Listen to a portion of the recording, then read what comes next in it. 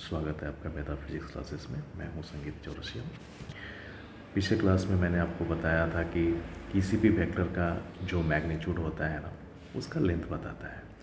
यानी किसी वेक्टर का जो लेंथ होता है ना, उसका मैग्नीट्यूड बताता है। ठीक है, और उसको रिप्रेजेंट करते हैं मॉड वेक्टर से। वेक्टर के ऊपर मॉड लगा के उसको रिप्रेजेंट करते हैं।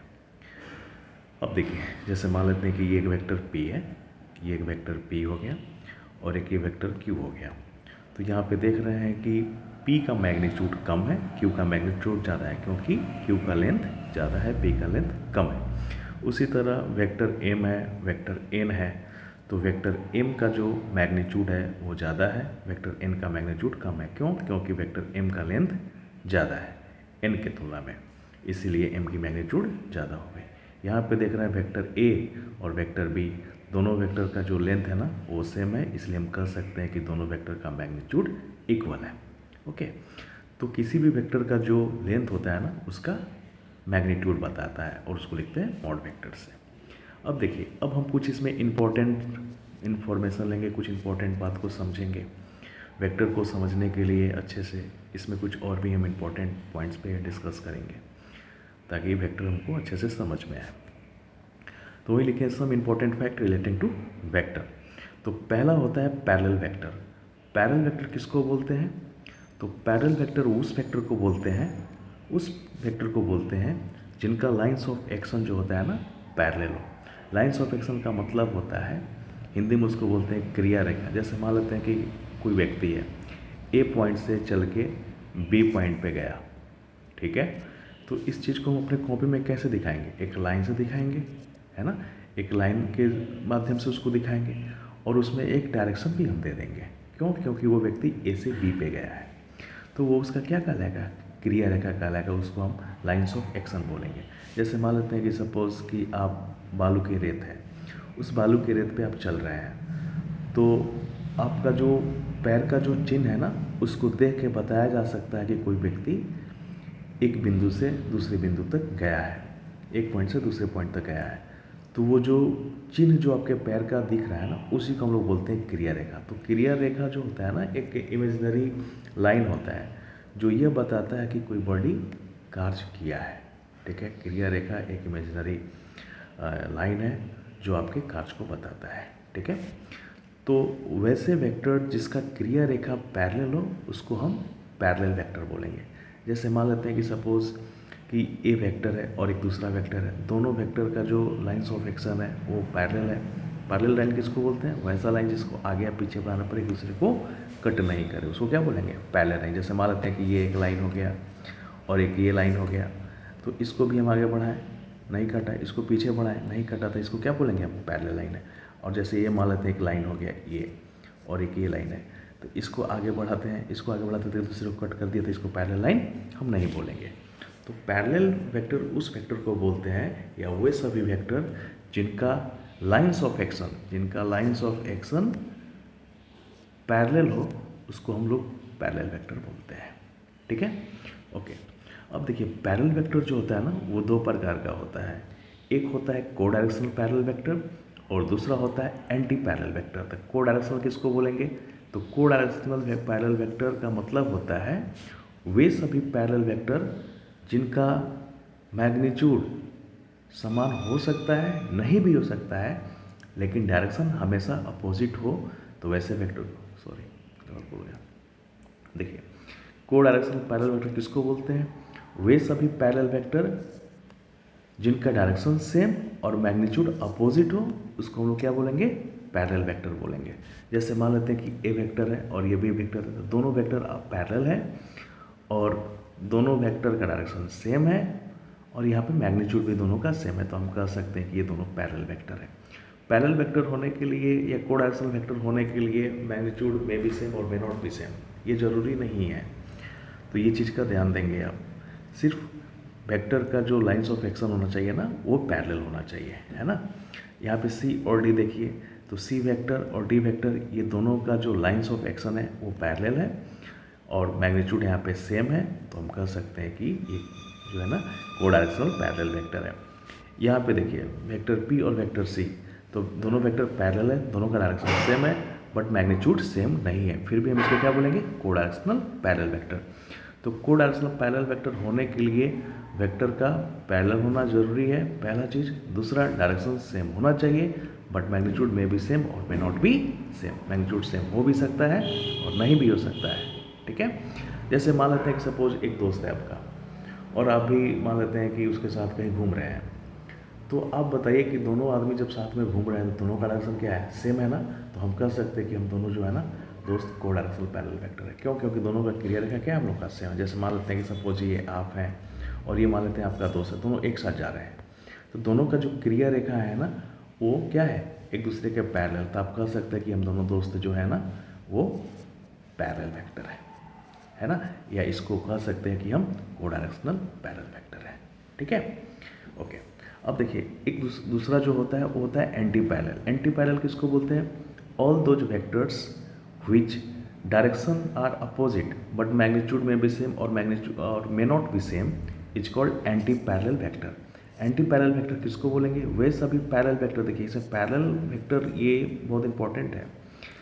ऑल दोज पैरेलल वेक्टर, वे सभी पैरेलल वेक्टर जिसका डायरेक्शन अपोजिट हो और मैग्नीट्यूड सेम हो भी सकता है और नहीं भी हो सकता है, तो ऐसे वेक्टर को हम लोग बोलते हैं एंटी पैरेलल वेक्टर। जैसे मान लेते हैं कि एक वेक्टर ए है और दूसरा वेक्टर ये है, दोनों का मैग्नीट्यूड यहाँ पे तो सेम दिख रहा है, दोनों वेक्टर पैरेलल भी है बट डायरेक्शन सेम नहीं है, अपोजिट है, इसलिए हम कह सकते हैं ए और बी जो है ना एंटी पैरेलल वेक्टर है, ठीक है। पी और क्यू यहाँ पे देखिए दोनों पैरेलल वेक्टर है, दोनों का मैग्नीट्यूड अलग अलग है लेकिन डायरेक्शन अपोजिट है, तो हम कह सकते हैं ये भी पैरेलल वेक्टर है। जैसे मान लेते हैं कि सपोज कीजिए कि आप जा रहे हैं, ठीक है, आप जा रहे हैं कहीं एक पार्टिकुलर डायरेक्शन में, तो मान लेते हैं कि आपके जाने से एक वेक्टर बन गया पी, आप एक पी वेक्टर हो गया, और मान लेते हैं कि आपका दोस्त उधर से आ रहा है, दिस इज वेक्टर क्यू, है ना। मान लेते हैं कि आप साइकिल से जा रहे हो, मोटरसाइकिल से आ रहा है, तो उसका तो स्पीड ज़्यादा होगा, है ना। मान लेते हैं कि वो आप जा रहे हैं 10 की स्पीड से और वो आ रहा है 20 के स्पीड से, तो अब देखिए मैग्नीट्यूड दोनों का तो अलग अलग है, ठीक है। पी का मैग्नीट्यूड 10 है, क्यू का मैग्नीट्यूड 20 है, लेकिन दोनों का जो लाइन्स ऑफ एक्शन है वो पैरेलल है, तो हम कह सकते हैं कि दोनों वेक्टर जो है ना, दोनों दोस्त है ना, वो क्या है, एंटी पैरेलल है, ठीक है। बस इसको समझने के लिए मैंने ये एग्जांपल दिया ताकि आपको समझ में इसका टेस्ट आपको मिले, ओके। अब देखिए इक्वल वेक्टर किसको बोलते हैं, equal vector all those parallel vectors which magnitude and direction both are same, है ना। मैग्नीट्यूड भी सेम होना चाहिए, मैग्नीट्यूड भी सेम होना चाहिए और डायरेक्शन भी सेम होना चाहिए, और क्या होना चाहिए, पैरेलल वेक्टर भी होना चाहिए। तो वे सभी पैरेलल वेक्टर जिसका मैग्नीट्यूड और डायरेक्शन सेम होता है उसको हम लोग क्या बोलते हैं, उसको बोलते हैं हम लोग इक्वल वेक्टर, ठीक है। तो इक्वल वेक्टर होने के लिए मैग्नीट्यूड, डायरेक्शन और वेक्टर का पैरेलल होना आवश्यक है, ठीक है। जैसे P और Q ये दोनों पैरेलल वेक्टर है, दोनों का डायरेक्शन सेम है, दोनों का मैग्नीट्यूड भी क्या है, सेम है, तो हम कह सकते हैं वेक्टर P और वेक्टर Q जो है ना वो एक इक्वल वेक्टर है। M और N देखिए, M का भी डायरेक्शन वही है, N का भी डायरेक्शन वही है, दोनों आपस में पैरेलल है, तो हम कह सकते हैं कि दोनों इक्वल वेक्टर है। अच्छा, जैसे मान लेते हैं कि एग्जाम्पल देते हैं, जैसे मान लेते हैं कि ये वेक्टर सपोज कीजिए ये कोई वेक्टर है, ये वेक्टर का नाम दे देते हैं हम ए वेक्टर, ठीक है, और एक हम ये दे देते हैं, मान लेते हैं बी वेक्टर। तो देखिए ए वेक्टर और बी वेक्टर दोनों का मैग्नीट्यूड सेम है, हम लिख सकते हैं वेक्टर ए का मैग्नीट्यूड बराबर वेक्टर बी के मैग्नीट्यूड के, लिख सकते हैं ऐसे। लेकिन दोनों वेक्टर जो है ना वो पैरेलल नहीं है, इसीलिए हम नहीं लिख सकते हैं कि ये, हम नहीं कह सकते हैं कि ये दोनों इक्वल वेक्टर है ना, ये इक्वल वेक्टर नहीं है। उसके बाद आता है निगेटिव वेक्टर। निगेटिव वेक्टर किसको बोलते हैं, all those parallel vectors which magnitude are same but direction opposite are called negative vector। Negative vector किसको बोलते हैं, वे सभी पैरेलल वेक्टर जिसका मैग्नीट्यूड सेम हो बट डायरेक्शन अपोजिट हो। मैग्नीट्यूड क्या होना चाहिए, सेम होना चाहिए, है ना, और डायरेक्शन क्या होना चाहिए, अपोजिट होना चाहिए, तो ऐसे वेक्टर को बोलते हैं हम लोग नेगेटिव वेक्टर। जैसे मान लेते हैं कि आप जा रहे हैं किसी डायरेक्शन में, ठीक है, मान लेते हैं कि आप जा रहे हैं साउथ में, सपोज आप जा रहे हैं साउथ में, तो साउथ डायरेक्शन में जा रहे हैं आप, तो आपका जो गाड़ी का स्पीड है मान लेते हैं कि वो 20 है और आप ए वेक्टर हो गए, है ना, आपका गाड़ी का स्पीड है 20 और आपका एक दोस्त है वो भी आ रहा है, वो जा रहा है नॉर्थ में, वो वेक्टर है बी और उसका स्पीड भी है जो ना 20 है। तो अब देखिए कि अब दोनों जो है ना एक वेक्टर बन गए, आप भी वेक्टर हैं, वो भी एक वेक्टर है, और दोनों वेक्टर का जो मैग्नीट्यूड है वो सेम है लेकिन डायरेक्शन अपोजिट है, दोनों वेक्टर पैरेलल है। तो हम कह सकते हैं कि आप दोनों दोस्त जो है ना वो नेगेटिव वेक्टर है, ठीक है ना। तो यहाँ पे हम लिख सकते हैं वेक्टर ए वेक्टर बी के बराबर लिख सकते हैं क्या? नहीं लिख सकते हैं। क्यों? क्योंकि मैग्नीट्यूड तो दोनों का बराबर है, लेकिन वेक्टर ए बराबर हमको बी यदि लिखना है तो किसी एक में क्या करेंगे? नेगेटिव का साइन लगा देंगे, है ना। तो हम कह सकते हैं कि दोनों दोस्त हम लोग कैसा वेक्टर है? नेगेटिव वेक्टर है।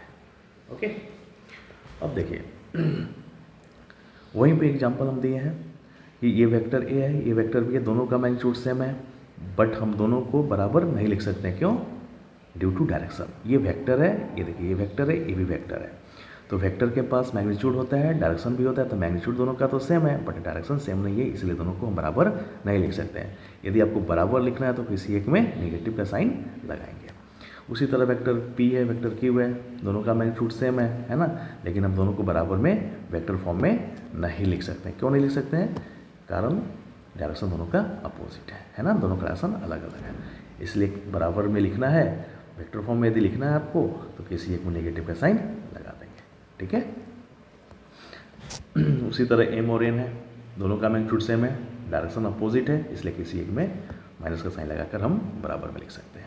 ओके, अब यहाँ पे देखिए वेक्टर ए और वेक्टर बी, जब दोनों को एक साइड में किए हम तो दोनों का सम कितना आ गया? 0 आ गया। वेक्टर बी को इधर किए लेफ्ट साइड में तो ए प्लस बी बन गया, तो vector a plus vector b equal to 0 vector. देखिए वेक्टर को वेक्टर में जोड़ेंगे तो वेक्टर ही मिलेगा, है ना।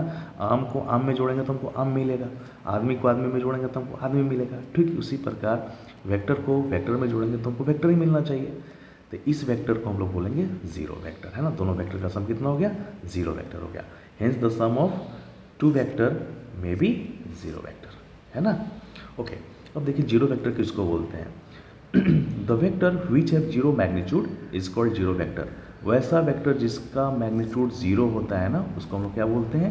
0 वेक्टर बोलते हैं, है ना। जिसका मैग्नीट्यूड 0 होता है उसको 0 वेक्टर बोलते हैं। जैसे मान लेते हैं कि ओ से ए पे कोई व्यक्ति गया, ठीक है, तो इसके वजह से ओ एक वेक्टर बन गया जिसका मैग्नीट्यूड कितना है? 2 मीटर, और वहीं व्यक्ति ए से फिर आ गया ओ पे वापस। तो अब बताइए कितना मीटर चला?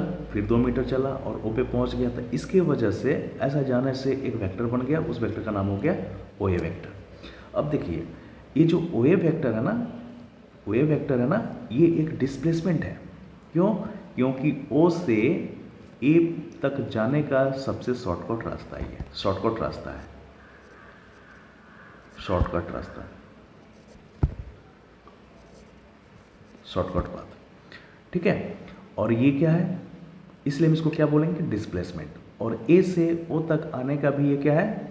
ये शॉर्टकट रास्ता है, तो इसलिए इसको भी हम बोलेंगे डिस्प्लेसमेंट। ओके, और डिस्प्लेसमेंट का जो मैग्नीट्यूड है वो 2 मीटर है। और देखिए किसी भी वेक्टर का जो मैग्नीट्यूड होता है वो स्केलर होता है, ये पहले भी हम बता चुके हैं। और दूसरा चीज़, डिस्प्लेसमेंट का जो मैग्नीट्यूड होता है ना वो डिस्टेंस होता है, ये भी ध्यान रखिएगा, है ना। डिस्प्लेसमेंट का मैग्नीट्यूड डिस्टेंस होता है। तो यहाँ पे ओ ए वेक्टर का मैग्नीट्यूड 2 मीटर है, तो हम इसको कह सकते हैं कि ये डिस्टेंस है और ये स्केलर है।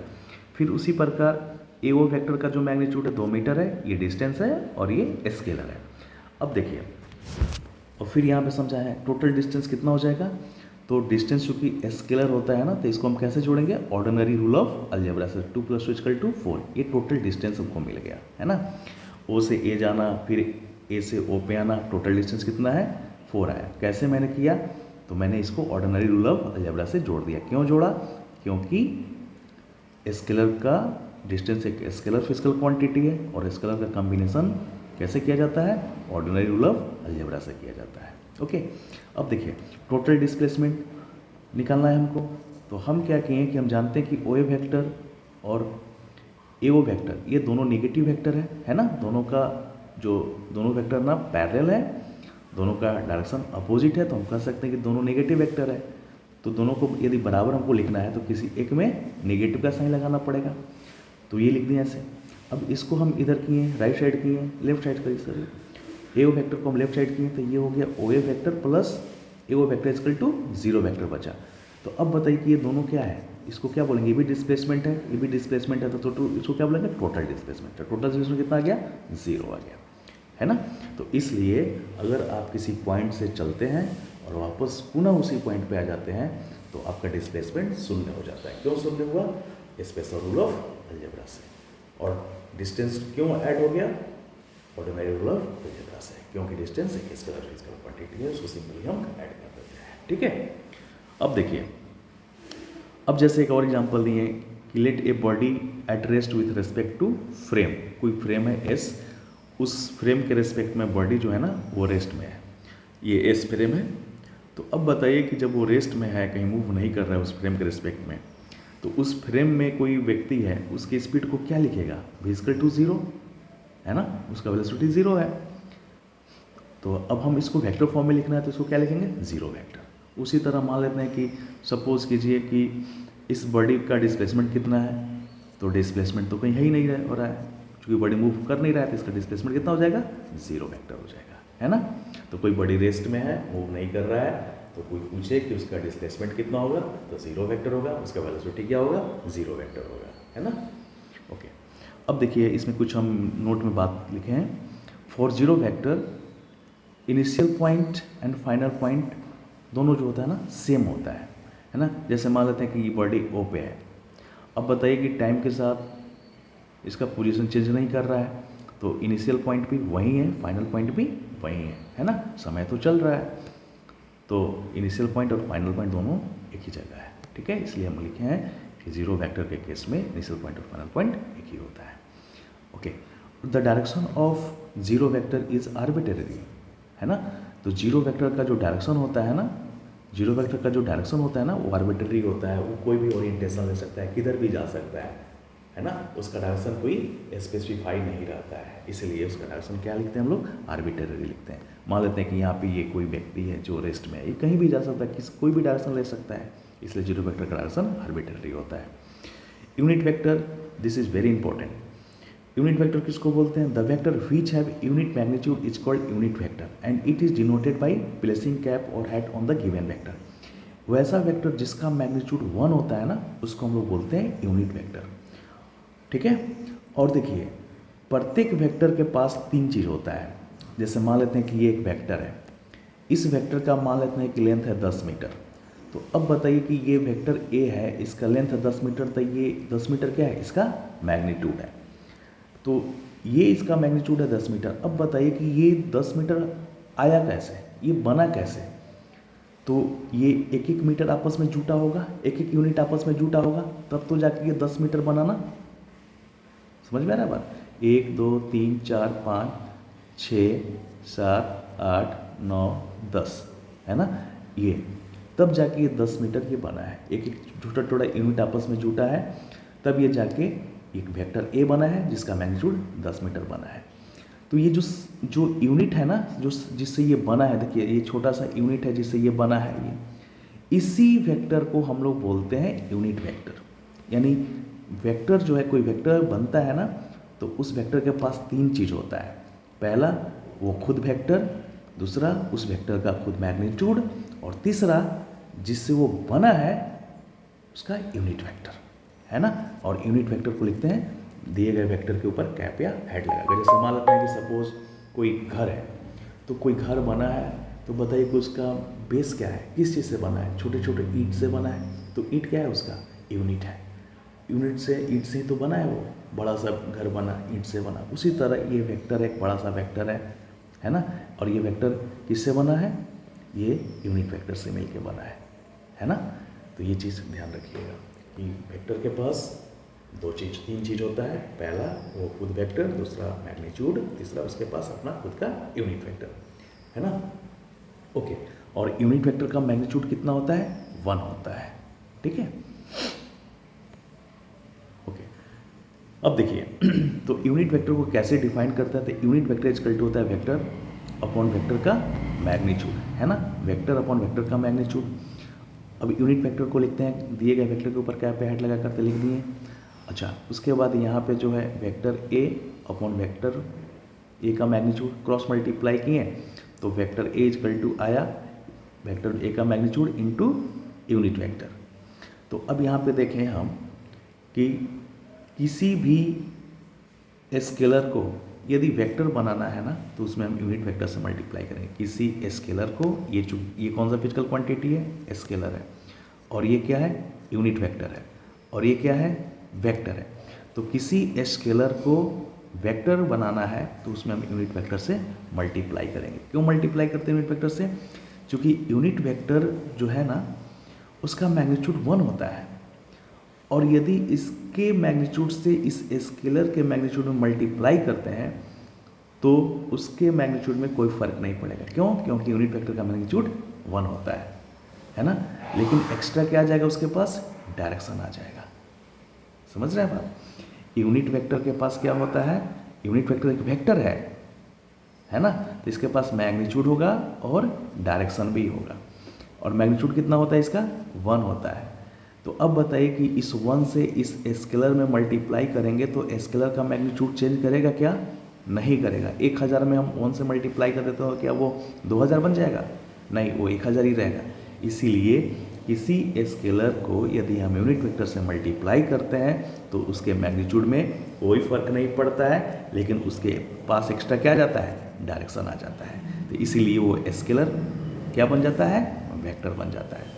तो ये चीज़ बहुत इंपॉर्टेंट है, इसको आप ध्यान में रखिएगा कि किसी भी स्केलर को यदि वेक्टर बनाना है तो उसमें हम यूनिट वेक्टर से मल्टीप्लाई कर देते हैं। ठीक है। अब जैसे मान लेते हैं कि एग्जांपल मैं आपको समझाने की कोशिश करता हूँ। जैसे मान लेते हैं कि सपोज कीजिए कि ये एक चौक है, ठीक है ना, और इस चौक पे ना एक ट्रैफिक पुलिस है। सपोज एक ट्रैफिक पुलिस है, ये ट्रैफिक पुलिस है। अब मान लेते हैं कि आप मार्केट गए और आपका जो है ना, सपोज कोई बटुआ मार दिया, कोई चोर आपका पर्स चोरी कर लिया, आपने चोर को देखा ही नहीं कि चोर किधर भागा, तो आप कहेंगे ना कि मेरा पर्स लेकर चोर भाग गया, मेरा पर्स लेकर चोर भाग गया। तो चोर भाग रहा है, हो सकता है कि चोर का जो मैग्नीट्यूड हो वो 10 हो या 20 हो, मान लेते हैं वो 20 से भाग रहा है चोर सपोज। तो अब बताइए कि चोर जो 20 के स्पीड से भाग रहा है तो उसके पास डायरेक्शन नहीं है ना, बस वो भाग रहा है। तो चोर उस समय जो है ना स्केलर है। लेकिन अब क्या हुआ कि ट्रैफिक पुलिस के पास गए और पूछे कि किसी को भागते हुए आप देखे हैं क्या, तो बोला कि हाँ देखो वो भाग रहा है। तो वो अपने हाथ उठा के वो दिखा दिया चोर को भागते हुए। अब बताइए कि चोर के पास क्या आ गया, एक डायरेक्शन आ गया, और पहले से उसके पास क्या था, मैग्नीट्यूड था। तो चोर के पास एक डायरेक्शन आ गया, पहले से उसके पास मैग्नीट्यूड था। तो अब बताइए कि अब चोर क्या बन गया, वेक्टर बन गया। कौन बनाया उसको, ट्रैफिक पुलिस ने बनाया। अब बताइए कि क्या उसके मैग्नीट्यूड में कोई चेंजिंग आया, नहीं चेंजिंग आया। चोर 20 के स्पीड पर भाग रहा है तो 20 के स्पीड से ही भाग रहा है, लेकिन उसके पास एक डायरेक्शन आ गया, और डायरेक्शन कौन लाया, तो ट्रैफिक पुलिस ने लाया। इसलिए हम कह सकते हैं ट्रैफिक पुलिस जो है ना एक यूनिट वेक्टर है, और वो चोर को वेक्टर बना दिया स्केलर से, है ना। तो ऐसा आप समझ सकते हैं एग्जाम्पल से। क्योंकि फिजिक्स है, जब तक इसमें आपको टेस्ट नहीं मिलेगा ना तो फिर फिजिक्स पढ़ने का कोई मतलब ही नहीं होता है। फिजिक्स बहुत इंटरेस्टिंग है, फिजिक्स समझने वाला चीज़ होता है। अगर आप फिजिक्स को रटते हैं तो फिर फिजिक्स आपको नहीं आएगा। फिजिक्स समझना वाला सब्जेक्ट है। कोई भी फिजिक्स आपको रटाता है तो समझ आपका क्या लिखा रहा है। ठीक है, ओके। अब बताते हैं आपको हम रेक्टेंगुलर यूनिट वेक्टर। तो यूनिट वेक्टर को एक्स वाई जेड एक्सिस के अलॉन्ग आई जे और के से रिप्रेजेंट किया जाता है। Unit vector along x y z axis are represented by i j k. Unit vector को एक्स वाई जेड एक्सिस के अलॉन्ग आई जे के से represent किया जाता है, उसको लिखा जाता है। ठीक है, जैसे ये एक्स हो गया, एक्स एक्सिस हो गया, तो एक्स एक्सिस के अलॉन्ग यूनिट वेक्टर को आई से लिख दिए। ये वाई एक्सिस हो गया, वाई एक्सिस के अलॉन्ग जे से लिख दिए, जेड एक्सिस के अलॉन्ग के से लिख दिए।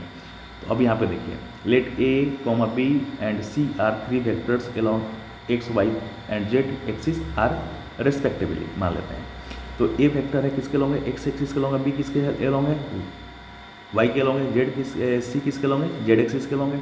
तो इसी चीज़ को हम लोग ऐसे भी लिख सकते हैं, vector a is equal to a into i, है ना। यूनिट वेक्टर से मल्टीप्लाई कर दिए, ये हो गया इस वेक्टर का मैग्नीट्यूड। ए क्या है, ए वेक्टर का मैग्नीट्यूड, और और ये स्केलर है और ये यूनिट वेक्टर से मल्टीप्लाई किए तो क्या बन गया, वो वेक्टर बन गया, है ना। यहाँ पे बी वेक्टर इसको लिख सकते हैं बी वेक्टर का मैग्नीट्यूड, और इसमें मल्टीप्लाई किससे कर दिए, यूनिट वेक्टर जे से। क्यों, क्योंकि ये वेक्टर वाई एक्सिस के लॉन्ग है और वाई एक्सिस के लॉन्ग यूनिट वेक्टर को जे से लिखा जाता है।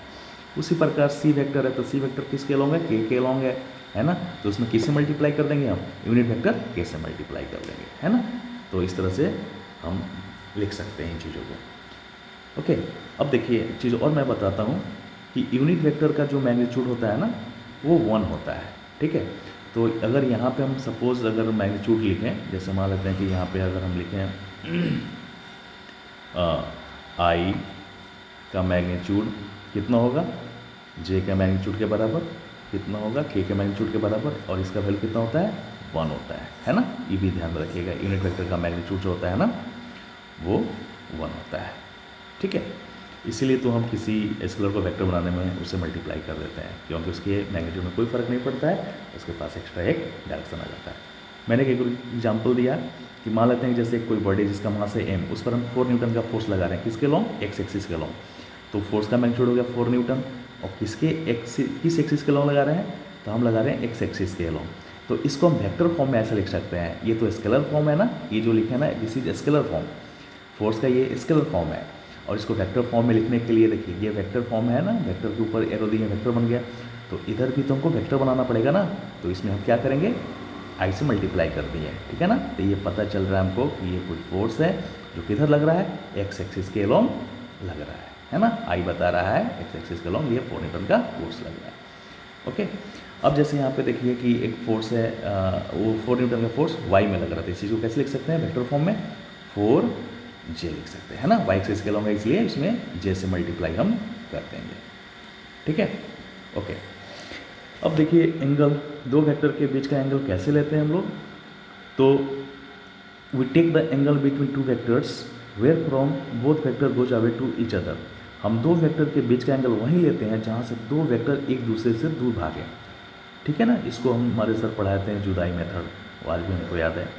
तो दो वेक्टर के बीच का एंगल हम वहीं लेते हैं जहाँ से दो वेक्टर एक दूसरे से दूर भागे। जैसे मान लेते हैं कि ये एक वेक्टर हो गया और एक ये वेक्टर हो गया बी, इसके बीच के एंगल ये थीटा हो जाएगा ना, नहीं होगा ये थीटा। दो वेक्टर के बीच का एंगल थीटा ये नहीं होगा। दो वेक्टर के बीच का एंगल कौन सा होगा, तो हम क्या करेंगे, दोनों वेक्टर को एक दूसरे से दूर भागाएंगे, मिलन बिंदु से दूर भागाने पर।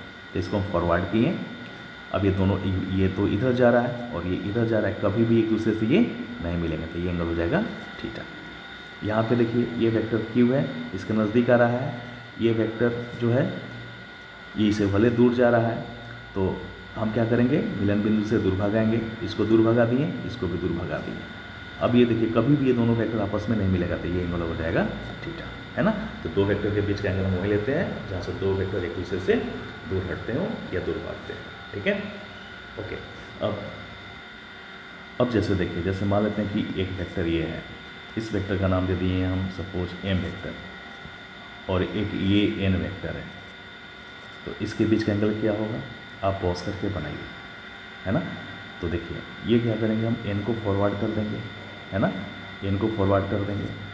तो अब बताइए कि ये एन इधर जा रहा है, एम इधर जा रहा है और एन इधर जाने लगा, तो अब ये दोनों कभी नहीं मिलेगा, तो ये बीच का एंगल हो जाएगा थीटा, ठीक है। तो दो वेक्टर के बीच का एंगल हम वही लेते हैं जहाँ से दो वेक्टर एक दूसरे से दूर भागते हैं, ठीक है। ओके, तो बाकी हम नेक्स्ट वीडियो में डिस्कशन करेंगे, फिलहाल हम इतना ही रहने देते हैं। यदि आपको मेरा वीडियो या मेरा पढ़ाया हुआ चीज़ समझ में आ रहा है तो आप मुझे कमेंट कीजिए और मुझे बताइए कि आपको कैसा ये वीडियो लगा। मैं आपसे वादा करता हूँ आपको फिज़िक्स रखने में दूँगा, आई प्रॉमिस। मैं आपको फिज़िक्स सिखाऊँगा और न्यूमेरिकल्स में मैं करूँगा। बस इस थर्ड लेक्चर के बाद न्यूमेरिकल्स मेरा स्टार्ट हो जाएगा। न्यूमेरिकल्स हम एम करीम, एच.सी. वर्मा और भी देखेंगे कोई बुक, वहाँ से हम लगाएंगे, ठीक है। Okay, thank you.